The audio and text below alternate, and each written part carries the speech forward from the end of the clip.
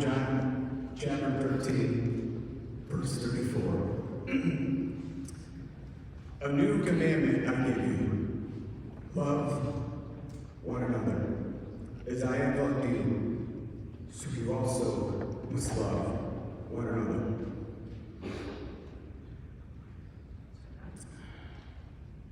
It's only once in a lifetime you can be chosen for the honor of your lifetime. For each of us, that will invariably be some unique experience. For some, it can mean standing on the podium to receive an Olympic medal or raising a coveted sports trophy. It could be an award for some breakthrough for mankind treating a disease or other great scientific achievement. More tangibly, it could be landing that dream job or cherished promotion. For me, that honor is today. Along with being a father to Alex and husband to Lindsay, speaking to you all in honor of the most successful man I've ever known. My family's patriarch, my grandfather, Grandpa, John Angyus, is and always will be the honor of my lifetime. And it is with the deepest gratitude I thank you all for this honor. Grandpa was born on July 7, 1930 in East Chicago, Indiana, to Ann Soderholm and John Angyus. At the time of his birth, the Roaring '20s had just come to a close, and our young country, along with the rest of humanity, had just entered what would become its longest period of prolonged economic hardship, the Great Depression. Resources and opportunity would be scarce, and the strain on families would be severe. Young Grandpa's trajectory would be shaped by serious headwinds. As if the world at large was not challenging enough, Grandpa's life at home was even tougher. At the age most modern children would be starting preschool, Grandpa's parents' short marriage ended abruptly. At 2 years old, he found himself in the care of a single father beset by life's difficulties. In the aftermath of the divorce, his father's heartache and burden were compounded by the cruel admonishment he faced from his own family. In their eyes, he had doomed himself by marrying an outsider of their ancestral and cultural roots. When Grandpa was just 9, his father's inner demons and turmoil overtook him. On a cold winter day, faced with what he saw as a hopeless road in front of him, Grandpa's young father ended his life with a plunge into an icy river from the lonely Northwest Indiana bridge. With his mother removed from his life in the aftermath of the divorce, young Grandpa, for all intents and purposes, found himself an orphan. Still a young child, Grandpa's mother made an attempt back into his life. Having been rendered in the care of his aunt and uncle by way of his father's untimely passing, young Grandpa found himself at the center of a custody battle which would end in courtroom drama. Brought to the court by his aunt who had taken over duties raising him, young Grandpa was asked by the judge if he could identify his mother in the courtroom. Having no memory of the mother that birthed him, Grandpa pointed at his aunt, sealing his fate as an orphan. I may have just mistaken a few minor details in Grandpa's origin story just given here, but the archetype it developed, and the reason I can assure you all that he was the most successful man I ever knew, I made no mistake. In the prime of his golden years, he often would look back at his life and remember it to be something like this.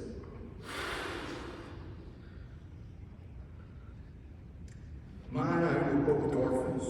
Growing up, we didn't have parents or brothers or sisters. We didn't come from loving families. But when we got together, that's what we were going to do. That was our promise to each other. We were going to start a family. We're going to have a lot of kids, and they're going to love one another. And we did it. We got married. We had 5 kids, and they all love each other.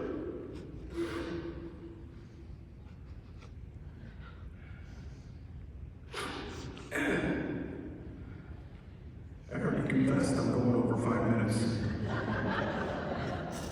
It wouldn't take Sherlock Holmes or Sigmund Freud to deduce from Grandpa's rough beginning that he may have had some righteous anger at the world. But luckily for Grandpa and the world writ large, he found a healthy outlet. There is no better place on earth, no better medium to unleash your primordial anger and pain than on the gridiron that is the American football field. Particularly in his era when rules more akin to mixed martial arts than the modern game we now know. He was fast as lightning, built a solid muscle, check out the picture, with a razor-sharp mind and most consequentially fueled by an inexhaustible rage to unleash his pain on someone else. The thought of lining up opposite Grandpa in his physical prime is absolutely terrifying. I have no doubt every coach, player, scout, fan, or casual observer could see it. As a kid growing up, whenever I asked Grandpa about his playing days, he'd often deflect. He showed a great humility and restraint about his accomplishments on the football field. Or maybe there was something else which he was prouder of in his life that he'd rather tell me no. Somehow, whenever I asked about his football career, the conversation always turned back to the love of his life, Dolores, Dal, Mom, who ran with me. The turn of conversation seemed somewhat logical to me, but still strange enough for my young mind. As I reflect on it now in middle age, it makes perfect sense. He'd tell me, being great at football at Bishop Mill helped me get Grandma to be my girlfriend.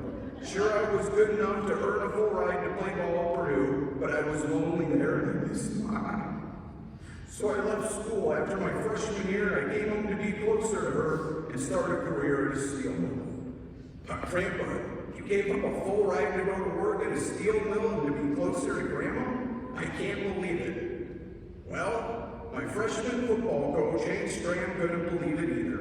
He came all the way to my house, knocked on my front door, and spent an afternoon persuading me to come back to Purdue. But I told him no. He had a mission in life, one that was already taking shape and much bigger than being a football player. Marry Grandma and have a family of his own, love one another. Side note, for those unfamiliar with this anecdote, Hank Stram was an assistant football coach at Purdue University from 1948 to 1955. He'd later go on to be the head coach of the Kansas City Chiefs from 1960 to 1974, leading the Chiefs to victory in Super Bowl IV. That was the begging Grandpa received to come back to Purdue.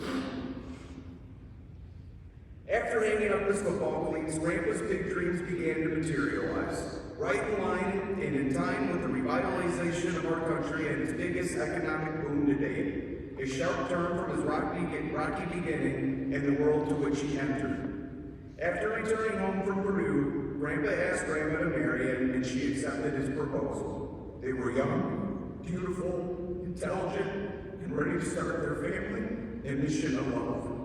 Grandpa, after some time spent in the Army, carried on his work in the steel industry, while Grandma went on to a fruitful career as a medical technician. Between 1954 and 1963, John and Dolores brought into this world 5 amazing children: Mary, Johnny, Vicky, Joey, and Kathy.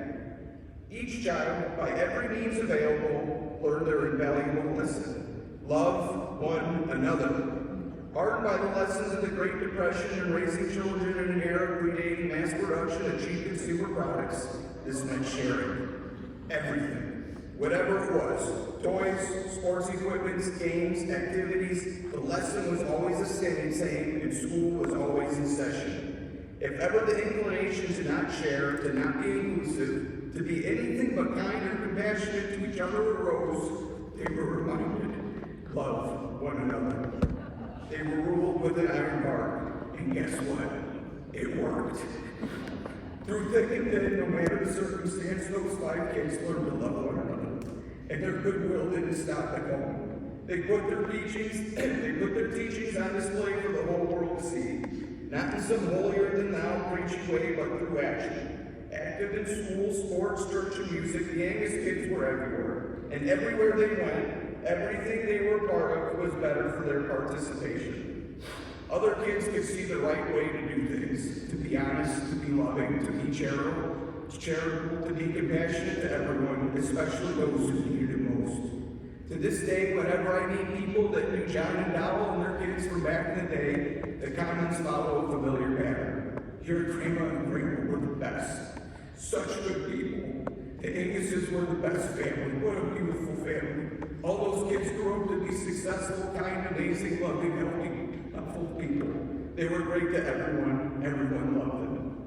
I heard it so much and it made me so proud every time I heard it. I loved hearing it. It made me feel so grateful, so warm that that was our greater identity out there in the world. Doing the right thing always didn't seem like too much to ask or expect. Probably because I was in the third generation of a simple yet highly sophisticated system. But for a species as flawed as we humans are, for some it seems to be downright impossible. To live your life with that expectation and then to instantiate that wisdom into your children, for your children to pass it down to their children, and those children to pass it down to their children, that is something truly success special. That is true success. And nobody was more successful at it than Grandpa. Love, what another. Earlier this year, when my wife Lindsay was putting together a eulogy for her own dearly departed grandmother, Gigi, she kept remarking to me that everything about Gigi was magical. Feeling the weight of the assignment, she cried desperately from above her keyboard. She was so magical. Was there anything I could write that actually captures her magic? I didn't have an answer. My meek words of encouragement and suggestion of perseverance were the best I could muster, knowing they fall short of giving her a proper answer. Anything would fall short that didn't come from inside her own heart and experience. Assembling these words, I know now the depths of that monumental challenge. By standard measures, Grandpa only stood about 5 feet 8 inches tall, but he was a giant. He was bigger than life. What Gigi's magic was to Lindsay, Grandpa's larger-than-life persona was to me. He was and always will be my hero. The stories of his toughness and strength are legendary. In retrospect, the lack of detail I can extract from him about his football accomplishments are far better left to the realm of my imagination. Nothing can outdo his performances in my mind. A stud on both sides of the ball, starting at both running back and no stack. The topic of Grandpa's playing days once came up over drinks at one of our family get-togethers, when Uncle Joe, another Angyus football legend, said best, "Daddy, I bet you were a screamin'..." I'll leave the rest for outside of church. Grandpa smiled softly and nodded in silent agreement. No doubt, Uncle Joe, no doubt. Grandpa's strength and toughness came from a deep place, a tragic and dark place we all know well by now. Despite Grandpa's marvelous accomplishments playing the proverbial bell to his beast, integrating his Jungian shadow for the purpose of love and good, it didn't want to piss the man off. That beast could still roar, and God help you, and God help us all if it did. I can recall one of the scariest moments of my childhood, riding back with him from Dairy Queen one summer evening with an oversized order of frozen treats. There must have been 4 large blizzards, 2 peanut butter parfaits which were evilly open-topped, a double scoop soft-serve cone, and Lord only knows what else. All is to be held delicately and precariously balanced by 8-year-old me in the front seat of Grandpa's brand new red Chevy Lumina van. His instructions before departing the drive-thru were clear. Don't drop anything. Sure thing, Grandpa. Boy, did he love that van. It symbolized he and Grandpa's getaway from working life, of which Grandpa started a rolling countdown to no less than 1,000 days beforehand. It was their shuttle to places near and far, vacationing with family members, visiting friends, and attending all his grandkids' church, school, and sporting events. All those cherished times with the family they created and endowed with love. When they got that van, I could remember them dropping by my parents' house one day for us to check it out.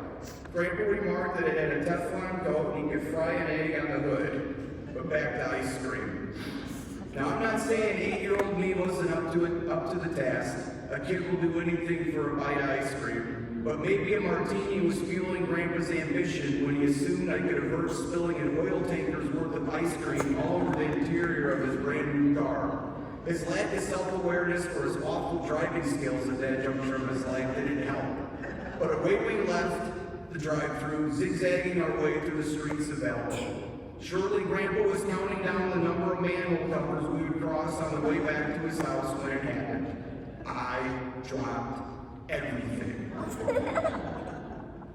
The velvety red interior, now saturated in a liquidy, chocolatey caramel twist of cookie dough infused goo with M&Ms and peanut butter cups on top. Most people knew Grandpa was bilingual, first learning Romanian in his childhood and then English when he entered school.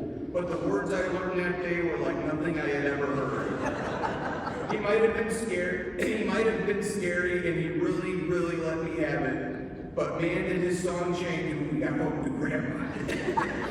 Walking into the house from the garage, the squeaky screen door squeaking and the door topper chime thing ringing, I was somehow wearing as much ice cream as the front seat and car floor were, with tears streaming down my beet red face.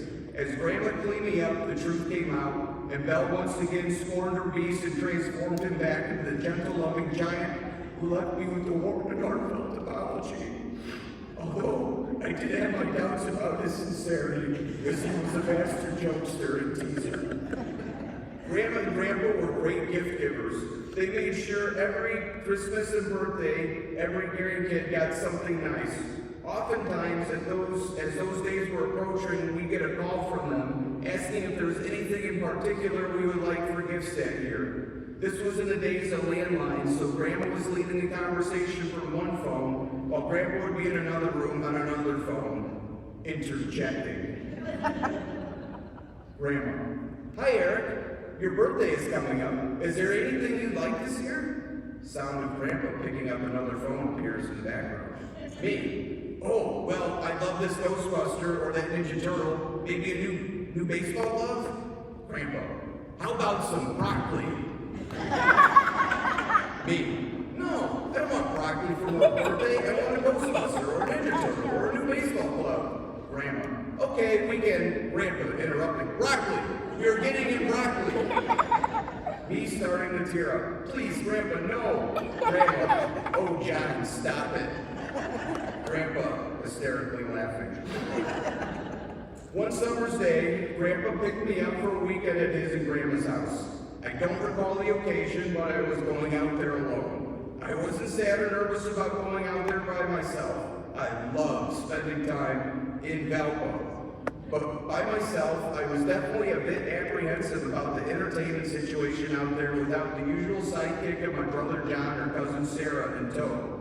Before we left the house, the topic of what we were going to do came up. Grandpa said he was going to take me fishing at Rogers Lakewood. I lit up. I love that place. Swimming, riding bikes, doing picnics, fishing, catching frogs and turtles, riding paddle boats. I continue to love that place to this day, playing their world-class disc golf course, walking the grounds with some of my best childhood memories dancing in my head. There was only one problem, though. I didn't have a fishing pole. Whenever my dad took Johnny and I fishing, often Grandpa there too, I always used Johnny's pole with the gray spin cast reel on it, under Johnny's watchful eye, of course, as Dad advanced Big Brother to a spinning rod. So eventually, this conversation resulted in me breaking down in tears on my parents' living room rug because I didn't have my own fishing rod to use. Thinking back on it as an experienced parent, young me probably just needed a nap. I was no older than 5, and for years already, I had coveted a fishing rod of my own, but it hadn't happened yet.